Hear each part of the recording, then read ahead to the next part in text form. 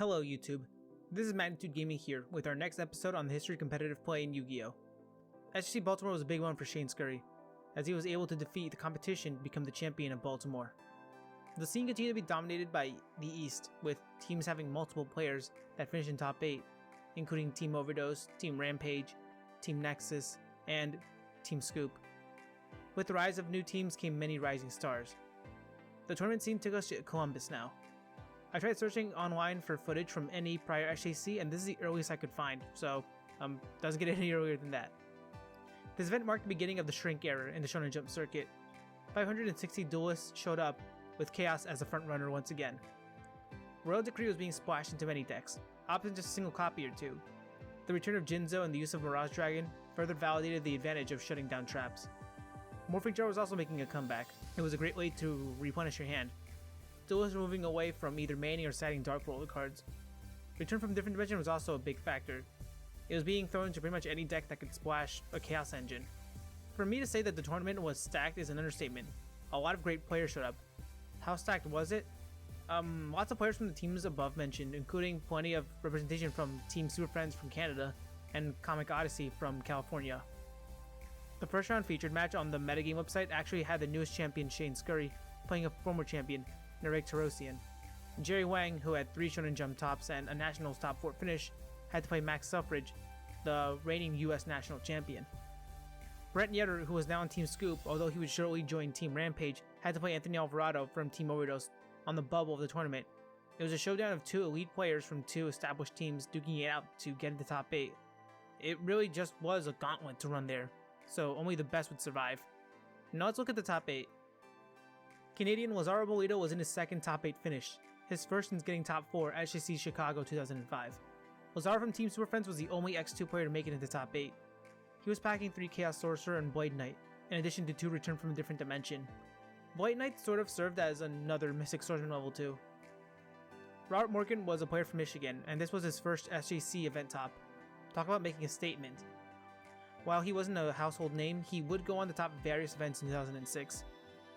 Morgan's run was no fluke, having finished X1, including taking down the champion of last year's Shonen Jump Columbus, Patrick Smith. His only loss in Swiss was to Kris Perovic. Anthony Alvarado from Team Overdose had another top 8 finish.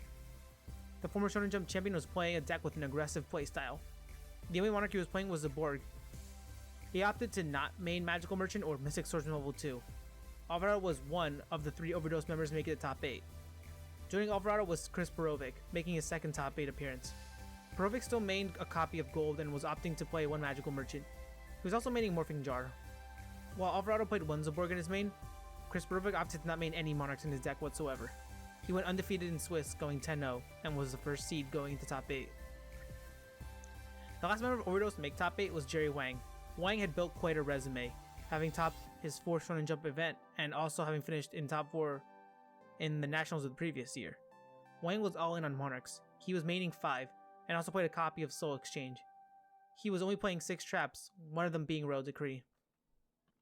Iman Ganyan, who I believe was still playing for Team Naruto, was in his 3rd top 8 appearance. The California native was one of the rising stars in the game, who wasn't on a major team at the time. Iman was probably playing the most aggressive deck out of the top 8 competitors. He had 23 monsters, including 3 Chaos Sorcerers and 2 Zaborg. He also main decked Metamorphosis and 3 copies of Return from a Different Dimension. Mike Ibrahim from Team Akura took a loss round 4 to Carlos Santiago, but he won out after that, making top 8. As broken as Brain Control would eventually become, not too many duelists were using it at the time. I'm guessing because Tribute monsters weren't that big yet. Mike Abraham played a Brain Control and Enemy Controller. Both would be used to seal monsters and also could be used to out Reaper. Carlos Santiago was in top 8 for the 3rd time. Santiago was playing for Team Scoop, and was keeping the dream alive of giving the team back-to-back titles. He took a page out of Scurry's book, and main decked Mirage Dragon. He was certainly playing an aggressive style himself, playing 3 Chaos Sorcerers and 3 Cyber Dragons. This really was a stacked tournament, and the top 8 would be one for the ages, especially just weeks before the National Championship. Top 8 pitted Lazaro Bellido against Kris Perovic, Anthony Alvarado against Mike Abraham, Carlos Santiago against Jerry Wang, and Iman Ganyan against Robert Morgan.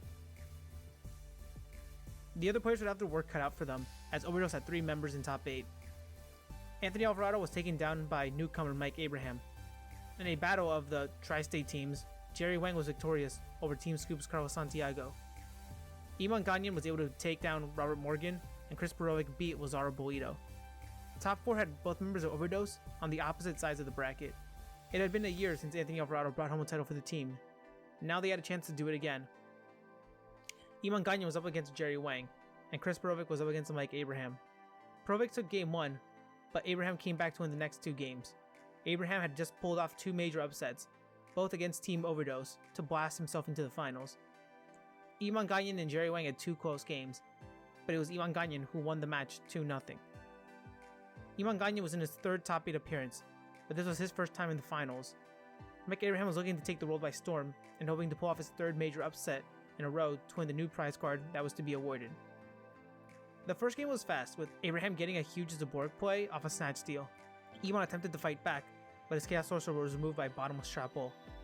Iman powered through using the Old Man to remove Abraham's Dequechi, and thus both players lost all 3 copies from their decks. Iman grinded his way back in, and used Return from Different Dimension to finish off Mike Ibrahim. The second game went on much longer, but both duelists were fighting for advantage. Abraham took a huge risk and flipped Return from Different Dimension to try to finish off Iman. He had used Heavy Storm to destroy 4 cards on this side of the field, to Iman's just 2. However, one of those 2 cards was Iman's own Return from Different Dimension, thus blocking any potential game-losing play. Turns later, a Snatch Steal on Iman's Cyber Dragon was enough for him to concede, so we were going to a Game 3. Game 3 was all Iman. Mike Abraham was mostly overwhelmed by his big monsters.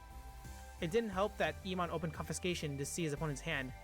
Staring down a field of monsters, Abraham knew he couldn't win, and he conceded the match. Iman Gagnon, who topped his first event just a year ago, was finally a champion. His aggressive playstyle would further cement Return from Different Dimension as a staple in the meta. Iman won his first title, but know that it wouldn't be his last. That does it for this episode, guys. Tune in for next week's episode, SJC Chicago, the last major event for the 2006 National Championship. That's the T for Magnitude, guys. Thanks for watching.